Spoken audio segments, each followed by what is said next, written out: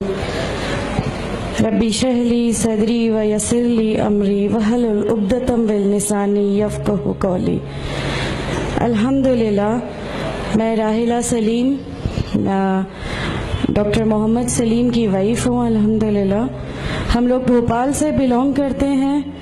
میرے ہسبینڈ نے پہلے اسلام قبول کیا، ایک جین فیملی سے بلونگ کرتے ہیں۔ میں اگروال فیملی سے تھی، میرا پرانا نام مانسی اگروال تھا، اور میرے ہسبینڈ نے جب اسلام قبول کیا تو میرے لیے میری لائف کا بہت ایک شاکنگ انسیڈنٹ تھا۔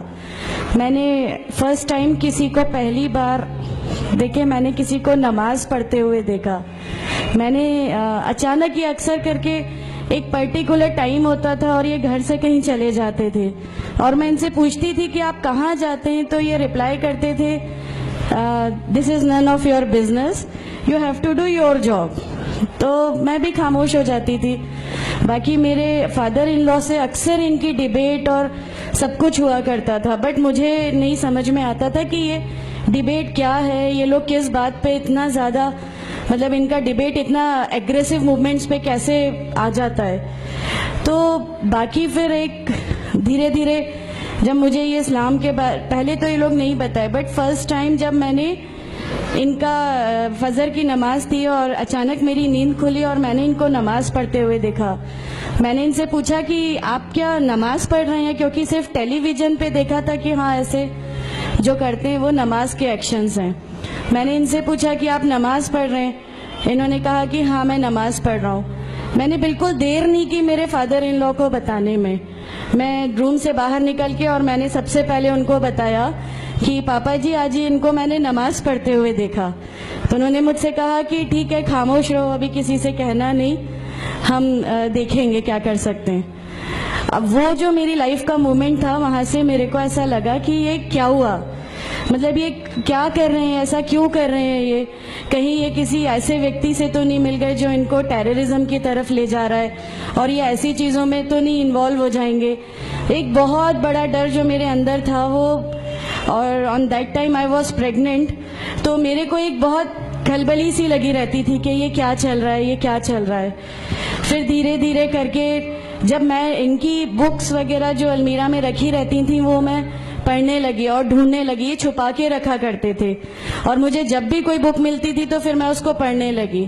تو مجھے اس میں ایسا کچھ لگتا ضرور تھا کہ پتہ نہیں کچھ ہے، کوئی ڈیفرنٹ چیز ہے، کیونکہ میں نے دیکھا کہ ان کے اخلاق، ان کی سب چیزیں بالکل چینج ہو گئیں، جو یہ پہلے تھے اس سے یہ بالکل الگ ہو گئے۔ تو مجھے ایسا پرسنلی لگتا تھا کہ اس پلیٹ فارم نے ان کو ایسا کیا دیا جو میرے ہسبینڈ کو بالکل چینج کر کے رکھ دیا۔ مطلب الحمدللہ یہ اس سمے کوشش کرتے تھے کہ جو نبی کی سنتیں ہیں، جو ہمارے نبی صلی اللہ علیہ وسلم نے کیا، اپنی وائف کی مدد کرنا، اپنی وائف کے ساتھ کس طرح اس کے حقوق کی ادائیگی کرنا، یہ سب کچھ وہاں الحمدللہ کرنے لگے۔ اور مجھے جو ان کا یہ ڈراسٹیکل چینج تھا، جو ان کو اس پلیٹ فارم پہ آئے ہوئے 6 months یا 1 year ہوا ہوگا، وہ دیکھ کے میرے لیے ایک بہت بڑا ایک سرپرائز تھا کہ یہ کیا ہوا۔ پھر اس کے بعد مجھے لگا کہ نہیں، میں بھی اب اس کو جانتی ہوں، میں بھی اب پڑھوں گی، اور پھر میں اپنے فادر ان لا اور ان کی ڈیبیٹ سننے لگی۔ تو جینزم میں گاڈ کانسیپٹ ہے ہی نہیں۔ ہر وہ ویکتی جو بہت زیادہ علم حاصل کر لیتا ہے، بہت زیادہ نالج حاصل کر لیتا ہے، تو وہ ایک لمٹ پر آ کر نعوذ باللہ گاڈ کا وہ مقام حاصل کر لیتا ہے، اور لوگ اسی کی پھر پوجا کرنے لگتے ہیں، اسی کی ورشپ کرنے لگتے ہیں۔ تو میرے دماغ میں اگروال فیملی سے تھی، تو میرے دماغ میں تھا کہ نہیں، ہمارے جو بھگوان ہیں وہ 3-4 ہاتھ والے ہیں، ان کا کیا ایک ہی گاڈ ہے جس کو جا کے آپ کو پوجنا ہے؟ تو نہیں، میں ان سے تو کچھ نہیں مانگوں گی، 3-4 ہاتھ والے بھگوان ہی ہوتے ہیں، یہ نہیں کچھ وہ ایسا رکھتے۔ تو وہاں سے ایک تھوڑا سا ڈسٹریکشن میرے کو گاڈ کانسیپٹ کا آیا، اور ایشور ہے جو اس دنیا کو چلا رہا ہے، یہ ہمیشہ میرے ایک ذہن میں رہتا تھا۔ تو مجھے میرے فادر ان لا کہیں نہ کہیں اس پلیٹ فارم پہ آ کے غلط لگنے لگے کہ نہیں، یہ جو کہہ رہے ہیں وہ صحیح ہے، اور ان کی جو ڈیبیٹ ہے اس کا اینڈ جو ہے وہ یہ صحیح ہے۔ پھر دھیرے دھیرے کر کے مجھے ان کی چیزوں پہ یقین آنے لگا الحمدللہ۔ پھر ہمارے ایک فیملی فرینڈ ہیں، ان کے یہاں یہ مجھے لے گئے۔ وہاں پر کسی نے مجھ سے کہا کہ میں بہت بزرگ ہو چکا ہوں، کلیم صدیقی صاحب ہیں، مجھے ان کا نام دھیان نہیں ہے اچھے سے، بٹ انہوں نے مجھ سے کہا بیٹا میں بہت بزرگ ہو چکا ہوں, میں چاہتا ہوں تم کلمہ پڑھ لو, میری زندگی رہے نہ رہے, میں آپ سے ملوں نہ ملوں, تو آپ کلمہ پڑھ لو. تو الحمدللہ میں نے کلمہ پڑھ لیا. کلمہ پڑھنے کے بعد بھی جب ہم گھر لوٹ رہے تھے تو میں نے ان سے کہا کہ میں نے صرف ابھی کلمہ پڑھا, ابھی آپ یہ مت سمجھیے گا کہ میرے کو سب سمجھ میں آ گیا اور میں اس چیز کو مان لوں گی. انہوں نے کہا نہیں, تمہاری مرضی, کسی میں کوئی فورس نہیں ہے.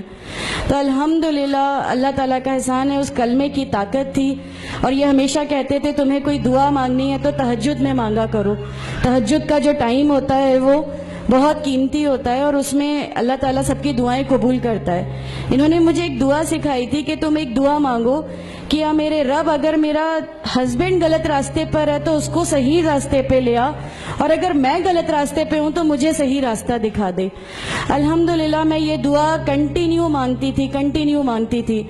ایک بار میری نیند الحمدللہ تہجد میں کھلی اور بس میں نارمل جیسے ایک دھیان کرتے ہیں ویسا میں بیٹھ گئی اور اپنے آپ اچانک دل چاہا کہ بس سجدہ کروں.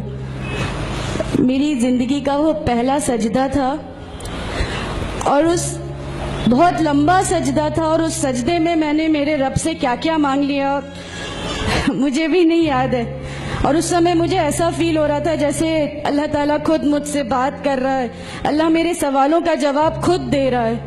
الحمدللہ بس اس کے بعد تو ایسا لگا کہ نہیں, اسلام حق ہے اور اسلام پہ ہی چلنا ہے. اس کے بعد پھر بہت ساری پریشانیاں لائف میں آئیں, سب کچھ آیا, بٹ الحمدللہ اللہ کا احسان ہے کہ اللہ تعالیٰ نے ہر پریشانی, ہر چیز کو ایسے لے لیا کہ ہم لوگوں کو کبھی احساس ہی نہیں ہونے دیا کہ یہ کوئی پریشانی تھی. ایسا لگا کہ اللہ کی پوری راہ میں ہم لوگوں کو ریوارڈ ہی ملنا ہے اس چیز کا, اور اللہ ہمیں اس کا ریوارڈ ہی دیتا چلا جائے گا.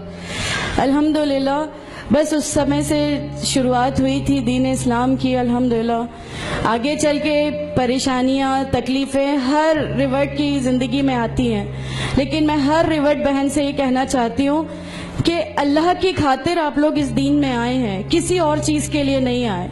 تو اللہ ہی کی خاطر ان پریشانیوں کو بھی جھیلیے, اللہ ہی کی خاطر جھیلیے. اللہ تعالیٰ اگر آپ لوگوں سے ماشاءاللہ, میں جب گھر سے نکلی, جب ہمارے فادر ان لا نے ہمیں گھر سے نکالا, میرے بچے کی, چھوٹا بچہ تھا, چھوٹے والے کی صرف ایک دودھ کی بوتل تھی, اس کے علاوہ کچھ بھی نہیں تھا. میں جاب کرتی تھی, میں نے اپنے چھوٹے بیٹے کو ماں کے یہاں چھوڑ کے جایا کرتی تھی. میرے ممی پاپا بہت زیادہ ہم لوگوں سے ڈیٹیچ نہیں ہوئے تھے, ایک محبت تھی ان کو ہم سے, تو اس محبت کے کارن ان لوگوں نے کبھی ہمارا اس لیول تک اپوز نہیں کیا جو ان لاز کی طرف سے آیا. تو جب میں میرے مائکے گئی اور میں نے اپنے بچے کو لیا اور میں نے کہا کہ ماں ہم نے وہ گھر چھوڑ دیا, ہمیں اس گھر سے ان لوگ نکالے, ایسا کر کے. ماں ہے, بہت روئی, تم لوگ کیوں ایسا کر رہے ہو, کیا کرو گے, کیسے رہو گے, دونوں چھوٹے بچے ہیں, کیا ہوگا. میں نے کہا کہ ماں آپ صرف ایک ماں ہو نا, وہ مجھے 70 ماؤں کے برابر محبت کرتا ہے, تو جو رب مجھے میری 70 ماؤں کے برابر محبت کرتا ہے وہ کیسے اس دنیا میں مجھے رسوا کر سکتا ہے. صرف ایک چھوٹا سا یہ وشواس تھا. الحمدللہ اس وشواس کو رکھتے ہوئے ساری چیزیں, سب پریشانیاں ایسے اللہ تعالیٰ نے لے لی کہ اس کا میرے پاس کوئی کہنے کے لیے بھی شبد نہیں ہے. الحمدللہ. اور میں آپ لوگوں سے سب سے گزارش کرتی ہوں, اور اگر اللہ نے مجھے آپ لوگوں کی ایک ایسی بہن بنا دیا جو آپ کی پریشانیاں, آپ کی ہر اس میں, ہمارا گھر, ہماری سب کچھ الحمدللہ آپ کے لیے ہے, کیونکہ ہم لوگ ٹھان کے بیٹھے ہیں ہمارا جینا مرنا, ہماری نمازیں, ہمارا سب کچھ صرف اللہ کے لیے ہے, اور یہی لے کے ہم کو جانا ہے. کوئی جواب ہمیں نہیں ملے گی. السلام علیکم ورحمۃ اللہ وبرکاتہ.